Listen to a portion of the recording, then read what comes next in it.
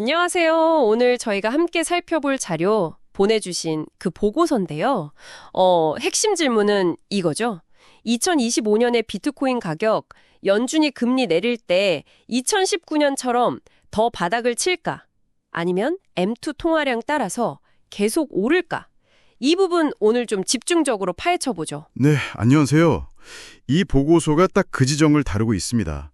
그러니까 2019년하고 또 지금 2025년 상황을 비교하면서 연준 정책이나 M2 같은 변수들이 어떻게 작용하는지 그걸 좀 보려는 거죠. 맞아요. 과거랑 같을지 아니면 뭐랄까 좀 다른 그림에 나올지 보고서 따라서 핵심만 빠르게 한번 짚어보겠습니다. 우선 2019년으로 가볼까요? 그때 연준이 7월부터 3번 금리 내렸잖아요. 네, 맞아요. 7월, 9월, 10월. 근데 비트코인은 그 기간 동안 6월 고점이었던 한 12,900불. 거기서부터 쭉 내려왔죠.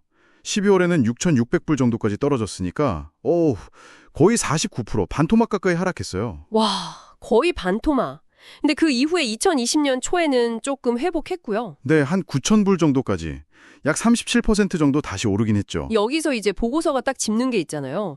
그 이후에 더 떨어진 거 3,800불 근처까지 간 거요. 그거 금리 인하 때문이 아니라 2020년 3월 코로나19 팬데믹 그 충격 때문이었다. 이거죠. 네, 아주 중요한 지적입니다. 그걸 구분해야 돼요. 보고서도 금리 인하만으로는 그렇게까지 막 극단적인 저점은 아니었을 가능성이 높다. 이렇게 분석하거든요. 그렇죠. 팬데믹 직전엔 오히려 회복하고 있었으니까요. 맞습니다. 이 점을 딱 기억하고 지금 2025년 상황을 봐야 좀 제대로 이해할 수 있겠죠. 네. 그럼 그 교훈을 가지고 2025년 현재 보고서 작성 시점인 5월 기준으로 한번 와보죠.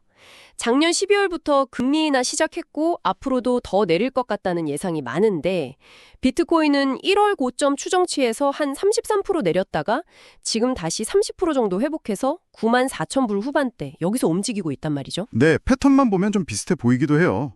고점 찍고 조정받고 또 일부 회복하고. 근데 이제 결정적인 차이가 뭐냐면 말씀하신 대로 2019년에 코로나 같은 그런 외부 충격은 아직 없다는 거죠. 아, 그렇죠. 아직은 없죠. 여기서 또 다른 변수, M2 통화 공급량을 봐야 합니다. M2 통화 공급량? 이게 시중에 풀린 돈의 양, 이렇게 이해하면 될까요? 네, 맞아요. 간단히 말하면 그거죠.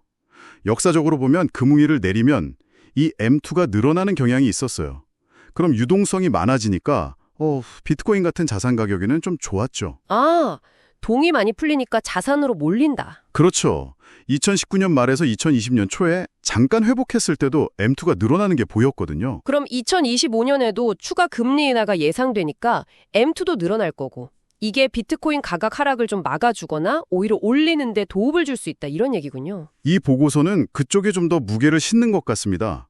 물론 시장이라는 게 항상 불확실하잖아요. 갑자기 규제가 엄청 강해진다던가 아니면 경기가 예상보다 더 나빠진다던가 그런 변수로 더 떨어질 가능성도 아예 없다고는 못하죠. 그렇죠. 가능성은 항상 열려 있으니까요. 네, 하지만 지금까지 보여준 회복세라든지 앞으로 M2가 늘어날 가능성 이런 걸 보면 2019년처럼 더 낮은 저점 이걸 또 보기보다는 M2 따라서 상승 흐름을 이어갈 가능성이 좀 더 높지 않나 이렇게 보는 거죠. 네, 그러니까 정리하면 2019년과 2025년 둘 다 금리 내릴 거란 기대감에 고점 찍고 조정받는 건 비슷했다. 하지만 2019년의 그 최저점은 코로나라는 특수한 사건 때문이었고 지금 2025년은 그런 건 없으면서 M2 증가라는 긍정적인 요인이 있을 수 있다. 그래서 상승 쪽에 조금 더 무게를 둔다. 이건가요? 네, 정확합니다. 보고서의 결론은 그 방향에 가깝다고 볼 수 있어요. 현재 회복세를 보이고 있다는 점, 그리고 잠재적인 M2 증가 효과, 이걸 중요하게 보는 거죠. 자, 그럼 오늘 이 분석을 통해 우리가 얻어갈 수 있는 핵심은 이거네요. 2025년 비트코인, 2019년과 비슷한 흐름이지만 결정적인 외부 충격 부재와 M2 증가 가능성을 고려하면 추가 급락보다는 상승 가능성에 조금 더 주목해 볼 수 있다. 네, 그렇게 요약할 수 있겠습니다. 여기서 이제 한 가지 더 생각해 볼 거리를 던져드리고 싶은데요. 이 보고서가 주목한 연준이나 M2 말고 우리가 전혀 예상하지 못하는 그런 블랙스완 같은 이벤트가 또 터져서 시장에 영향을 줄 가능성은 없을까요? 아, 블랙스완. 정말 예상치 못한 변수 말이죠. 네, 항상 그런 가능성은 열려 있으니까요. 과연 그런 게 또 나타날지, 나타난다면 어떤 형태일지 이런 부분까지 한번 고민해 보시면 시장을 보는 눈이 좀 더 깊어지지 않을까 싶습니다.